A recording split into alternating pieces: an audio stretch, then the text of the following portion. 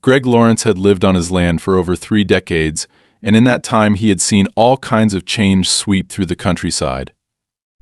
Once his property had been part of a vast, open farming community where neighbors respected each other's space, worked their own land, and left the business of others alone. He had built everything himself, pouring his blood, sweat, and years into maintaining the livestock, cultivating the fields, and making sure his property stayed in working order, despite unpredictable weather, fluctuating feed prices, and the slow, creeping presence of suburban expansion that seemed to encroach on his world a little more each year. He had never been the kind of man who wasted time on politics or community meetings, nor did he feel the need to entertain the newcomers who had started moving into the newly developed neighborhoods less than 5 miles from his property line. He understood that the world changed, that people had a right to move and settle where they pleased, but that did not mean he had to let it interfere with his way of life. The farm was his land was private, and as long as he paid his taxes, maintained his property, and lived by the law, he had no intention of letting anyone tell him what to do on his own soil. But things had started to shift when the latest development project took root just beyond his borders. It had started small, a few wealthy city transplants looking for a picturesque, rural escape without actually wanting to live like country folk. The new neighborhood, Sterling Hills, had been marketed as a luxury countryside estate community drawing in wealthy professionals and retired executives who saw farmland as nothing more than a scenic backdrop for their glass and stone mansions. Greg had ignored them at first, uninterested in their affairs, until the letters began arriving in his mailbox. Official notices from the newly formed neighborhood committee, thinly veiled demands disguised as friendly recommendations about property aesthetics, environmental responsibility, and firearm restrictions. He had tossed the first few without a second thought, unwilling to waste his time responding to people who had no legal claim over his land. But when a man named Oliver Clark was elected as the head of their association, the tone of the messages changed. Oliver Clark was a former investment banker from the city who had bought the largest home in Sterling Hills, a 3-story architectural showpiece with a perfectly manicured lawn, a security gate, and a driveway long enough to rival a private estate. He had moved into the countryside under the illusion that he could shape it to his liking, believing that wealth and influence granted him authority over the land and those who had lived there long before him.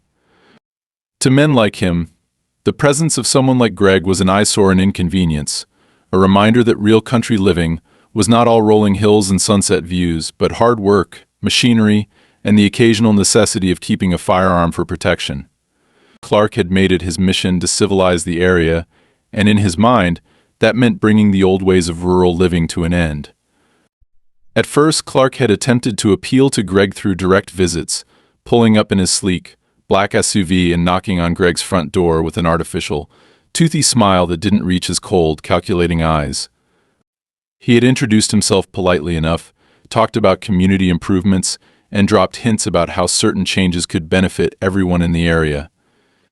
Greg had listened, arms crossed, expression unreadable, waiting for Clark to cut through the nonsense and reveal what he was really after. It hadn't taken long. Mr. Lawrence Clark had finally said, slipping his hands into the pockets of his tailored jacket, "I know you're set in your ways, but times are changing. The people moving into this area have certain expectations, and there's been growing concern about safety."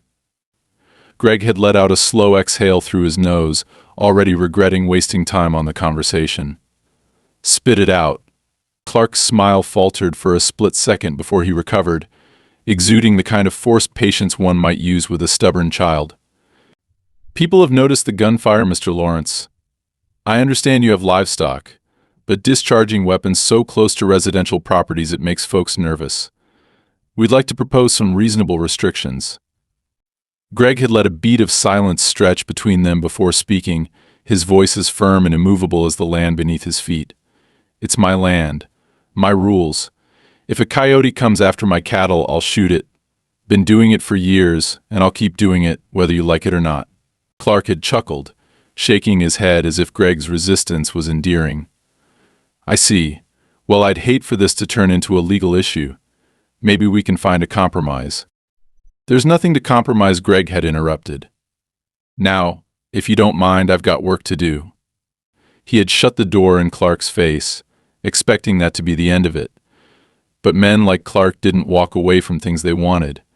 They twisted, manipulated, and played the long game, waiting for the right moment to strike.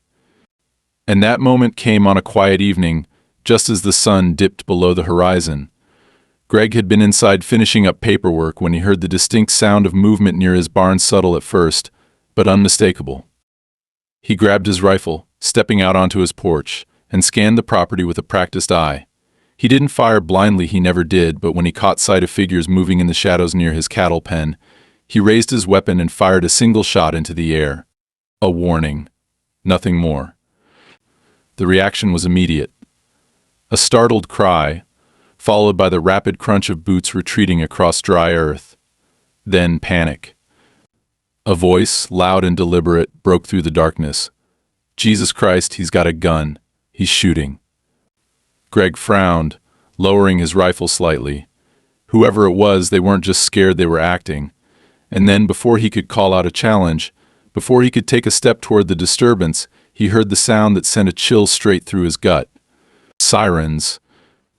Red and blue lights flashed in the distance, growing brighter as multiple vehicles tore down the dirt road toward his house. He barely had time to process what was happening before the first car skidded to a stop, doors flying open, and uniformed officers poured out, weapons drawn, barking orders. Drop the gun. Hands in the air. Greg didn't move at first, assessing the situation with the same level-headed calm that had carried him through every hardship of his life. The officers weren't interested in explanations. Their fingers hovered over triggers, their eyes darting to someone behind them, someone still sitting comfortably inside the lead vehicle. And there he was. Oliver Clark, sitting in the passenger seat of a sleek black sedan, watching with the satisfaction of a man who had just played his winning move. Greg slowly lowered his rifle, but not because he was afraid. No, he wasn't afraid at all. He was just calculating his next move. Greg knew better than to make sudden moves when armed officers had their guns drawn, but he also wasn't the type to cower or beg for understanding. He had been around long enough to know that once someone with power decided to make you a problem, they wouldn't stop until you were dealt with one way or another. Clark had set this up perfectly. The police weren't responding to a real threat, they were responding to a carefully orchestrated incident, one designed to put Greg on the defensive before he even knew what hit him. That was what infuriated him the most. This wasn't some knee-jerk reaction from frightened suburbanites who didn't understand farm life. This was calculated, intentional, and meant to break him down before he had the chance to fight back. With slow, deliberate movements, Greg placed his rifle down on the wooden porch railing and raised his hands, just enough to show compliance without looking weak. The lead officer, a man in his early 40s with a rigid stance and a permanent scowl, stepped forward, keeping his gun trained on Greg as he spoke. "Turn around, hands behind your head." His voice was sharp, authoritative, the tone of a man who had already made up his mind about the situation. Greg didn't argue. He could see how this was meant to play out an aggressive takedown, maybe even an arrest, all while Clark sat in the background, watching his plan unfold with quiet satisfaction. Greg turned slowly, interlocking his fingers behind his head as the officer approached. He felt the grip of strong hands patting him down, checking for weapons, but there was no real urgency in the search. They already had what they needed, the visual of an armed man caught in the act of threatening the community. The officer yanked his hands down and secured them with a zip tie, tightening it a little too hard, just enough to send a clear message. "Do you understand why we're here tonight, Mr. Lawrence?" Greg exhaled slowly through his nose, his jaw tightening. "I was protecting my property. There were trespassers near my livestock. I fired a warning shot into the air." The officer gave a slight nod, as if considering the words, but his expression didn't change. "According to multiple witnesses, including Mr. Clark here, you fired directly at him while he was attempting to check on a community concern. We take attempted aggravated assault very seriously." Greg closed his eyes for the briefest moment, forcing himself to stay calm. It was worse than he thought. They weren't just trying to intimidate him, they were setting up a criminal charge. He turned his head slightly, just enough to catch a glimpse of Clark stepping out of the car. The man adjusted his coat with practiced ease, his movements smooth, rehearsed. He was enjoying this, playing his role perfectly. "I hate that it's come to this," Clark said with a carefully measured sigh, his voice carrying just enough concern to make it sound convincing. "But we've had so many complaints. People are scared, Greg. They don't feel safe knowing someone is out here with high-powered rifles shooting at shadows." Greg clenched his teeth, staring at the man with quiet, simmering fury. "You know damn well I wasn't shooting at you." Clark tilted his head, offering a look of disappointment. "Intentions are difficult to prove, Mr. Lawrence. What matters is perception, and right now the perception is that you're a danger to the community." That was it. The real move. Clark wasn't trying to get him arrested, at least not permanently. That wasn't the point.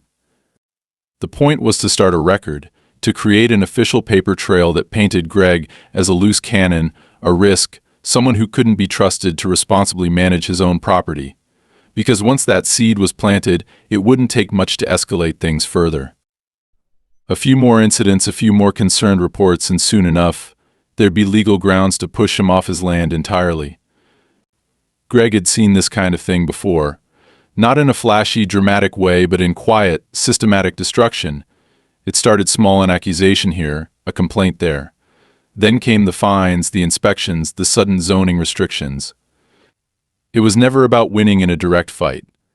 It was about making life so damn miserable that the target had no choice but to give up and walk away. But Greg wasn't the kind of man who walked away. The officer who had cuffed him must have received some kind of update through his radio, because after a long moment of tense silence, he let out an annoyed breath and pulled out a pocket knife, slicing through the zip tie around Greg's wrists. "No charges tonight," he said, though the way he looked at Greg made it clear that didn't mean he was off the hook entirely. "But consider this your official warning. Any further firearm-related disturbances, and we'll be having a different conversation." Greg rolled his shoulders, shaking off the stiffness in his wrists as he stepped back from the officer. He ignored Clark entirely, refusing to give the bastard the satisfaction of a reaction. "Am I free to go?" The officer narrowed his eyes slightly but gave a curt nod. "For now." The police didn't leave right away. They lingered just long enough to make their presence known, to remind him that they could come back any time they wanted. Clark, however, didn't bother sticking around once he realized there wouldn't be an arrest. He simply nodded toward the officer, muttered something about appreciating their service, and climbed back into his car, driving off into the night with the same smug confidence he always carried. Greg watched him go, his fingers curling into fists at his sides. He knew what was coming next. This was just the beginning. Sure enough, the very next morning, an official letter arrived in his mailbox. Not from the police, but from a private law firm representing Sterling Hills. The language was dense, filled with legal jargon, but the message was clear. The residents of the community had filed a petition requesting a formal review of his property's environmental impact and compliance with regional safety ordinances. It wasn't about the gunshot anymore. That had just been the pretext, the spark to light the fire. Now they were coming for his land. Greg ran a rough hand down his face, feeling the weight of the battle ahead. He had known Clark was trouble the moment he met him, but even he had underestimated just how deep the man's reach went. This wasn't some petty feud between neighbors. Clark had money, influence, and a network of people willing to bend the rules to get what they wanted. If Greg wanted to keep his land, he'd have to be smarter, more prepared, and willing to fight harder than he ever had before. And he would. Because this land wasn't just a piece of property. It was his legacy, his blood, his life's work. And no amount of money or manipulation was going to take it from him.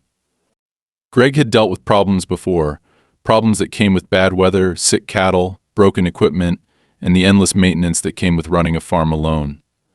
But this was different.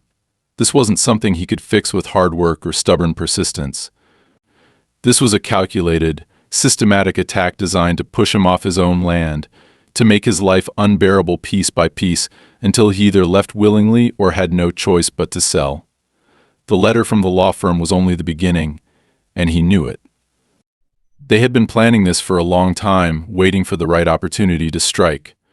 The gunshot had been their excuse, but the real game was just starting. By the time he finished reading the letter, his coffee had gone cold in his hand. It wasn't just an empty threat. They had already filed formal complaints with the local zoning board, requesting a review of his land use in compliance with modern agricultural safety standards. It was vague on purpose, designed to sound official without specifying anything concrete, but Greg knew exactly what it meant. They were trying to get inspectors out here, trying to dig up anything they could use against him: environmental violations, outdated structures, anything that could justify fines or forced modifications that would drain his time and money. He had seen it happen before, usually to older farmers who didn't have the resources to fight back. He placed the letter down on the table, exhaling slowly as he thought through his next move. He wasn't going to panic, and he wasn't going to react the way Clark wanted him to. If they were going to play this game, he would make sure they understood that he wasn't some clueless old man who would roll over at the first sign of trouble. The first step was getting ahead of whatever they were planning.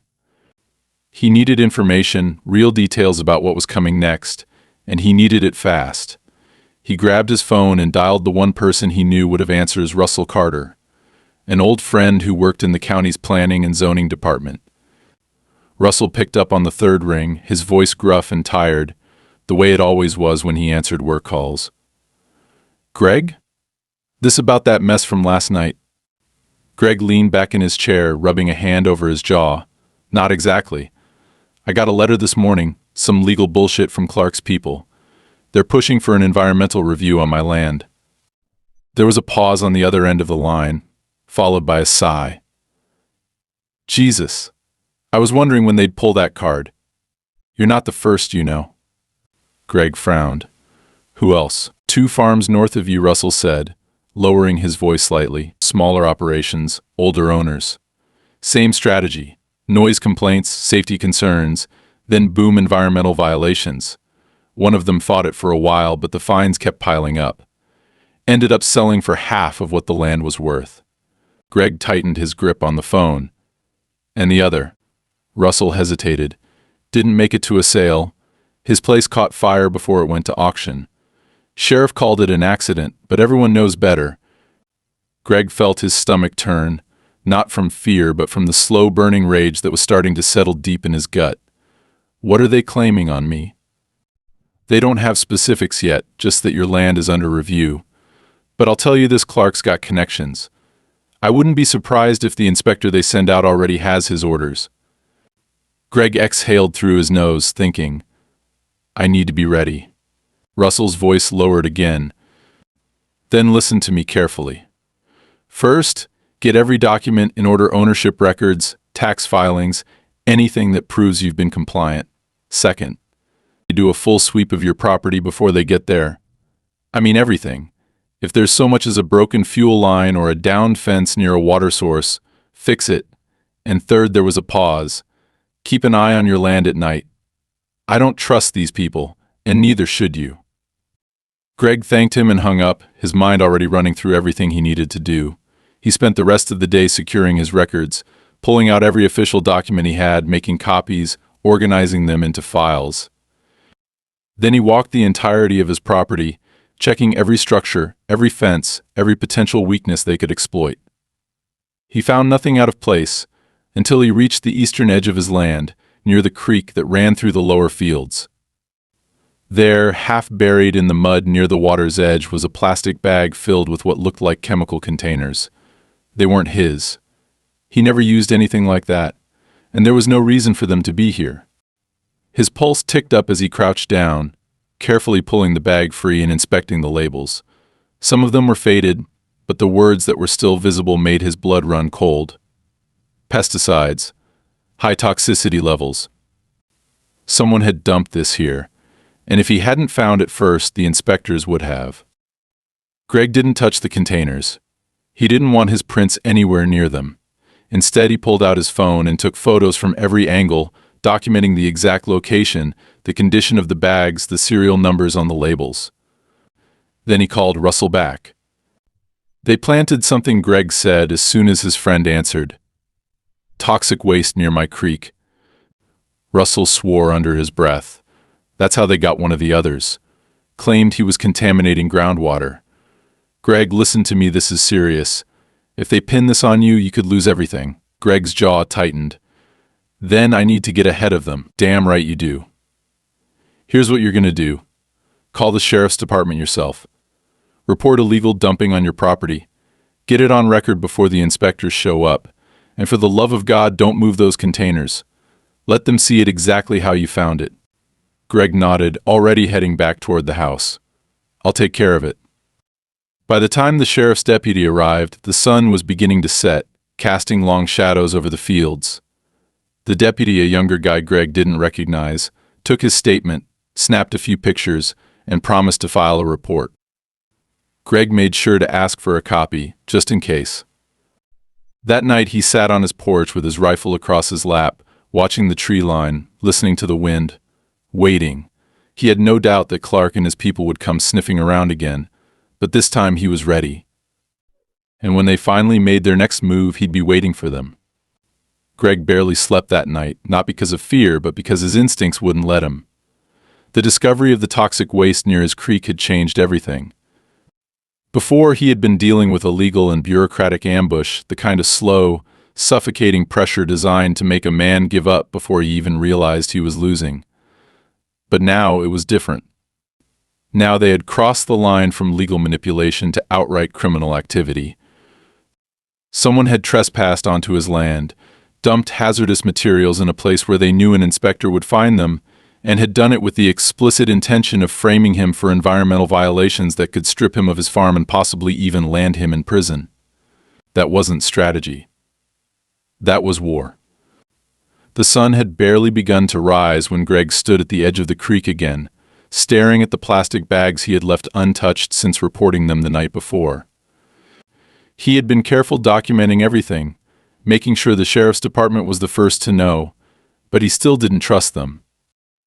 The young deputy who had taken his report had seemed indifferent, like this was just another routine call, and Greg had a sinking feeling that if the wrong person got a hold of that paperwork, it could mysteriously disappear before it ever made it into official records. He needed more than just a report. He needed proof that couldn't be buried, lost, or conveniently misplaced. He retrieved his camera, snapped additional photos in the early morning light, making sure to get clear shots of the labels, the serial numbers, the way the bags were positioned in the mud. He even took a few wider shots to establish context, showing the distance from the creek, the layout of the surrounding land, the absence of any logical reason for those materials to be there. Then he uploaded everything onto a secure drive, sent copies to Russell, and locked the camera away in his gun safe. No matter what happened next, no one was going to make this evidence disappear. By the time he finished, the first car of the day was already pulling up his driveway. It wasn't the sheriff's department, and it sure as hell wasn't a friend. It was a gleaming black SUV, the kind of vehicle that looked out of place on dirt roads and farm property, the kind of vehicle that belonged to men who made decisions in boardrooms, not fields. Oliver Clark stepped out, dressed too clean for the countryside, his expression carefully measured, his eyes scanning the property with the detached assessment of a man who saw land not as a home, but as a potential investment. He wasn't alone. Behind him, another man emerged from the vehicle, shorter, stockier, with a neatly trimmed beard and the bored expression of someone who had already decided he was wasting his time. Greg recognized the type immediately: lawyer, maybe an environmental consultant, someone Clark had brought in to push whatever angle they had been working on. Greg stayed where he was, arms crossed, weight shifted slightly onto one leg, a stance that made it clear he wasn't about to play along with whatever show Clark had planned. He let them come to him, watching as Clark adjusted his cuffs, flashing a tight-lipped smile that was meant to appear friendly but carried nothing but condescension. "Morning," Greg Clark said, his voice filled with false warmth. "I hope I'm not interrupting anything." Greg didn't return the greeting. "I'd ask what you're doing here, but I already know the answer." Clark chuckled, shaking his head as if he found Greg's stubbornness amusing. Now, let's not start off hostile. I wanted to come by personally, as a courtesy before the inspectors arrive. I know this whole situation has been stressful for you, and I just want to make sure we're on the same page." Greg narrowed his eyes. "The same page? Clark, you had someone dump hazardous waste on my land and then filed a complaint to have it discovered we're not on the same page. We're not even reading the same book." The lawyer beside Clark had cleared his throat, finally stepping forward. "Mr. Lawrence, I'd advise you to be careful with accusations like that. We're here in good faith, trying to find a resolution that benefits everyone. The community has concerns." Greg cut him off with a sharp laugh. "The community? Or Clark and his investors?" The lawyer didn't blink. "If violations are found, there are options. If you're willing to work with us, we might be able to reach an arrangement that avoids unnecessary penalties." Greg knew exactly what that meant. They wanted him to sell. That was the arrangement. They wanted him to take whatever deal they offered and walk away before they buried him in legal fees and fines so deep he wouldn't have any choice. He took a slow step forward, close enough that Clark had to tilt his head slightly to meet his eyes. "Let me be very clear about something," Greg said, his voice even, unwavering. "This land has been in my family for generations. It's not just dirt and grass to me. It's not something you can slap a price tag on and expect me to hand over because you think I don't have the stomach for a fight. I don't care how many lawyers you bring, how many inspectors you pay off, or how much money you think you can throw at this problem. You will not take my home." Clark held his gaze for a long moment, the polite mask slipping just enough for Greg to see the irritation underneath. Then, with a small, knowing smile, Clark glanced past him, toward the distant hills where Sterling Hills luxury homes sat like a stain on the horizon. "That's a shame," he said, almost absently, "because I think one way or another this land is going to change hands. Maybe not today, maybe not tomorrow, but eventually. And when that happens, I'll be here to make sure it ends up in the right hands." He turned without another word, heading back toward his car, his lawyer trailing behind him. Greg didn't move until the SUV had disappeared down the road, the dust settling in its wake. He let out a slow breath, rolling his shoulders as the tension in his muscles coiled tighter. The inspectors would be here soon. The real fight was about to begin. Greg wasn't naive enough to believe that Clark's visit had been anything other than a final warning before the next stage of their attack. The man had come in person not to negotiate, not to offer a deal in good faith, but to assess the level of resistance he was facing. It was a power move, an attempt to unsettle Greg, to see if he was already buckling under the weight of what was coming. Clark had left without getting the reaction he wanted, but Greg knew better than to think that meant he would back down. If anything, it meant the gloves were coming off. The first sign of escalation came less than 24 hours after Clark had driven off his property. That night, long after the sun had set and the land had settled into its usual silence, Greg had been sitting on his porch, the cool air pressing against his skin. The rifle across his lap, not just for comfort, but because experience had taught him that trouble rarely announced itself ahead of time. It was a quiet night, the kind that should have put his mind at ease, but he felt it before he heard it, a shift in the air, the unnatural stillness that settled over the land when something didn't belong. Then came the noise. It was distant at first, a rustling from beyond the pastures, out past the eastern fence line where the land dipped into thick patches of brush. Greg didn't move immediately. He listened, waiting, letting the sound tell him what it was before he reacted. There were natural noises out here, the shuffle of deer through the undergrowth, the occasional crack of branches as the wind pressed through the trees. But this was different. This was deliberate.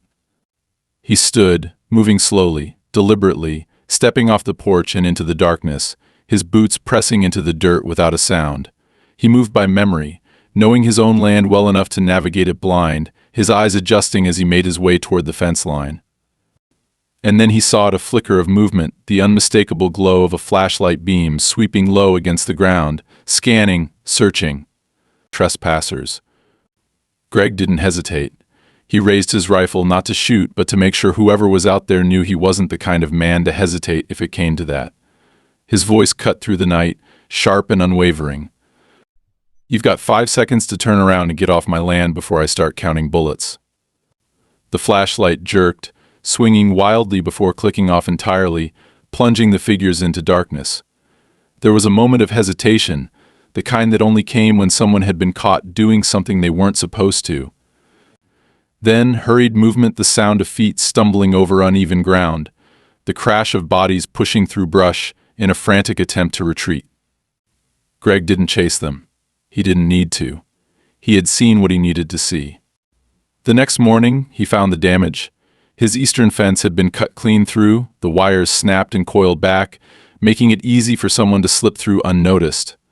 The ground near the creek had been disturbed, new footprints pressed into the mud, too many to be random.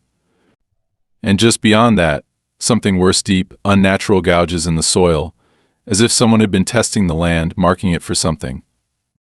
Greg didn't need to guess what. They were setting him up for the next stage of their plan. By midday, the county inspectors arrived. 3 of them, dressed in neat, government-issued uniforms, clipboards in hand, their expressions already carefully neutral. Greg had expected them, but the speed of their arrival confirmed what he had already suspected. This wasn't a random review.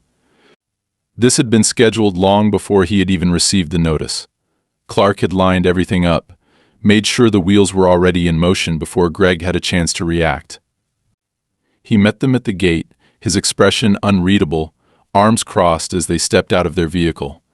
The one in charge, a man whose name tag read Whitaker, offered a stiff nod, glancing at his notes before speaking. "Mr. Lawrence, we're here to conduct a formal review of your property following multiple environmental concerns filed with the county office. We'll need full access to your land." Greg didn't move. "And what exactly are these concerns?" Whitaker shifted slightly, flipping through his papers.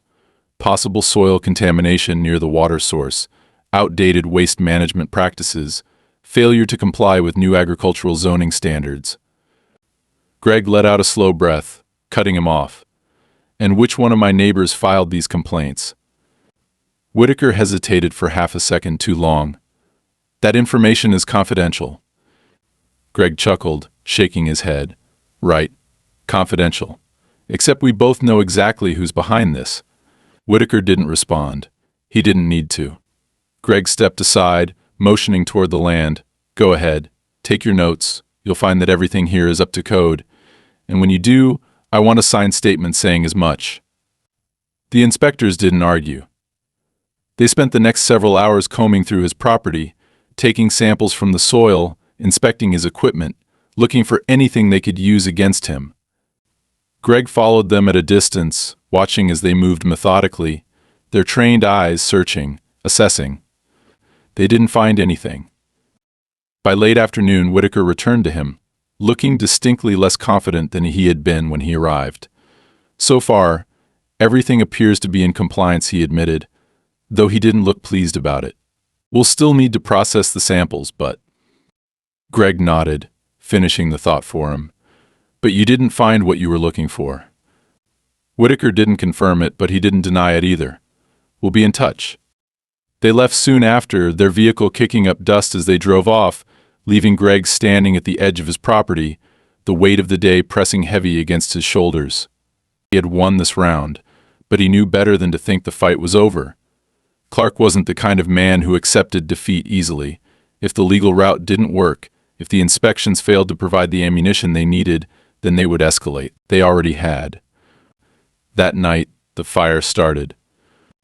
Greg had just finished securing the barn when he smelled it thick, acrid smoke curling through the air, the unmistakable scent of burning wood. He turned, heart pounding, and saw it flames licking up the side of the old tool shed near the western fence line, the dry timber catching fast, the fire spreading quicker than it should have. He moved before he could think, sprinting toward it, grabbing the closest bucket and dousing it in water, throwing it against the flames, but it was useless. This hadn't been an accident. This had been planned.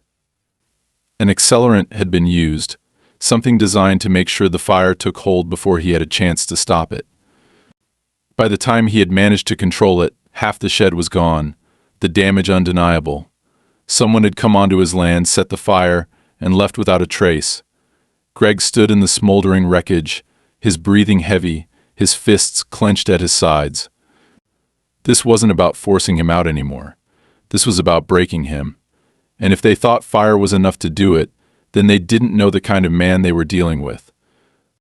Greg stood in the charred remains of his tool shed, the acrid stench of burnt wood and melted metal still thick in the air.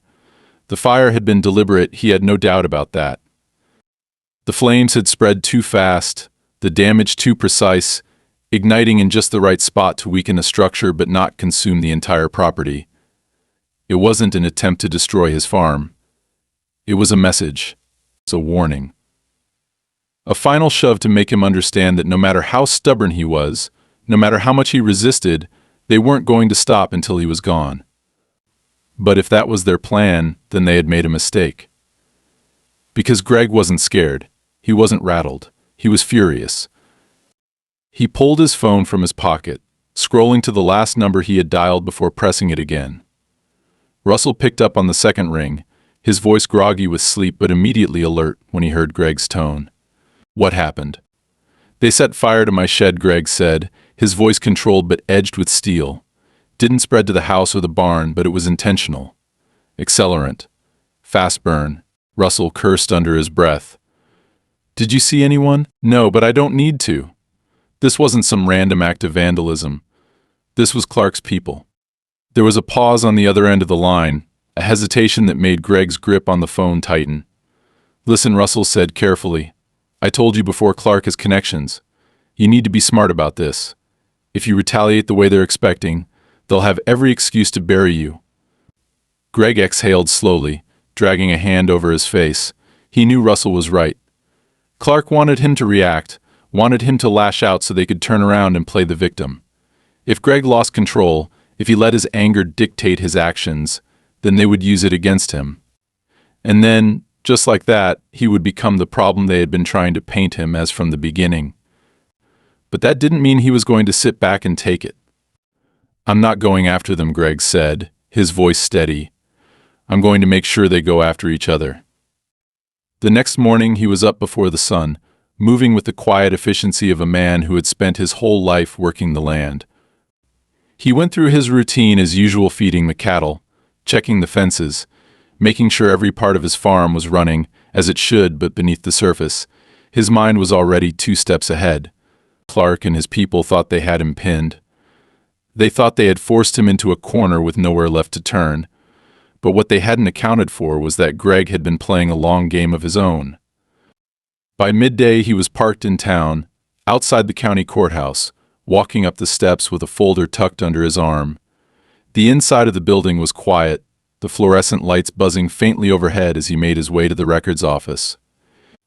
The clerk barely glanced up as he approached. Help you with something. I need to pull property records, Greg said, setting the folder down on the counter. Specifically, ownership transfers over the past 5 years. The clerk raised an eyebrow but didn't question it. Any specific properties? All of them, Greg said. It took over an hour to sort through the files, scanning documents, cross-referencing names, looking for the connections he already suspected were there. And sure enough, buried beneath layers of paperwork, hidden behind shell companies and redirected transactions, the pattern emerged. Sterling Hills wasn't just a neighborhood. It was a land grab.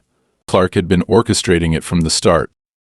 Greg traced the deals, one by one, farms that had been pushed out, properties that had mysteriously gone up in flames before being sold for fractions of their worth, land that had been rezoned at just the right moment to allow for development. And every single one of them led back to the same network of investors, the same construction firms, the same environmental agencies conveniently finding violations at the perfect time. It was a machine. A system built to force people like him out and make sure the right people profited in the end. And Greg now had the proof. He left the courthouse without a word, driving straight back to his farm, the weight of the documents sitting heavy in the passenger seat. He knew what he had to do next. He knew it wouldn't be easy. But if Clark wanted a war, then Greg was finally ready to bring the fight to him. That night, he sat at his kitchen table, spreading the documents out in front of him. He wasn't a man who relied on lawyers or politicians to solve his problems, but this time he needed to be strategic. He needed to hit Clark where it would hurt the most. He picked up the phone, dialing the number of a man he hadn't spoken to in years. Greg, the voice on the other end, was surprised but not unwelcoming. "Didn't think I'd hear from you again." "I need a favor," Greg said, his tone leaving no room for argument. There was a pause, then a slow chuckle. "Well, now you've got my attention." The call lasted less than 10 minutes, but by the time he hung up, Greg knew it was only a matter of time before Clark's entire operation started to crumble. Because there was one thing men like Clark always underestimated: men like Greg didn't fight fair. Greg knew the moment he set things in motion that there was no coming back from this. He had spent weeks fighting, pushing back against every move Clark and his people had made, surviving every trick, every ambush, every attempt to force him out of his own home. They had tried everything: legal pressure, fabricated violations, destruction of property, even outright intimidation, but they had made one fatal mistake. They had underestimated him. They had assumed he would react like every other landowner before him, that he would fold under the weight of their tactics, that he would take the loss and disappear without a fight. But Greg wasn't built that way. He never had been.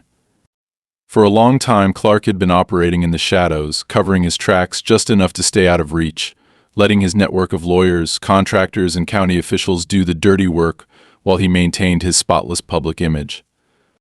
Greg knew that if he wanted to bring Clark down, he couldn't just expose him. He had to make sure that when Clark fell, he dragged everyone who had protected him down with him. And that was exactly what he had set out to do. The first domino fell the following week. An article, buried at first, published by an independent journalist who had been looking into land acquisitions in the area. Greg had sent the property records he had pulled, highlighted the pattern, connected the names, and handed over the kind of undeniable proof that even the most corrupt officials couldn't ignore. One case could be dismissed. Two could be explained away. But dozens? Over the span of 5 years? That was more than a coincidence, that was a conspiracy. The story spread faster than anyone expected. It started as whispers, quiet accusations from those who had already suspected something was wrong but had never been able to prove it. Then came the investigations. Government agencies that had once turned a blind eye were suddenly forced to answer questions they had been avoiding. Local officials scrambled to distance themselves, pretending they had no idea what had been happening under their noses. Some of them were smart enough to resign before things got worse. Others weren't so lucky. And Clark? Clark did exactly what men like him always did when the wall started closing in. He panicked. At first, he tried to control the narrative, issuing carefully worded statements about how he had only been involved in standard real estate transactions, how he had trusted the wrong people, how he had never knowingly participated in anything illegal. But the damage had already been done. The investors backing him started pulling out, not wanting their names tied to a scandal that was growing bigger by the day. His lawyers, once so confident in their ability to shield him, started stalling, trying to negotiate settlements, looking for ways to minimize the fallout. But there was no coming back from this. Greg knew it was over the moment Clark stopped showing up to the community meetings, the moment his usual smug confidence disappeared from the public eye. He had seen it before, how quickly powerful men abandoned the things they claimed to care about the second they became a liability. The last time Greg saw him, Clark wasn't standing at the front of a room, making speeches about progress and safety. He was sitting alone in his car outside what used to be his pristine, overpriced home, staring at his phone with the look of a man who knew his world was about to collapse. It would have been easy to gloat, to take satisfaction in watching Clark's downfall. But Greg didn't care about revenge. He had never fought this battle to get even. He had fought it because it was his home, because it was his land, because no amount of money or influence or threats would ever be enough to make him walk away from something that belonged to him. And now, standing on his porch as the sun set over the fields, he felt something he hadn't felt in a long time: peace. There would always be another fight. Another developer, another politician, another man who thought he could take what didn't belong to him. But for now, the land was his. The farm was his. And that was all that mattered. Greg exhaled, leaning back against the wooden railing, watching the sky darken into deep blues and purples. The air was still, the way it always was after a storm had finally passed. and for the first time in weeks he let himself breathe.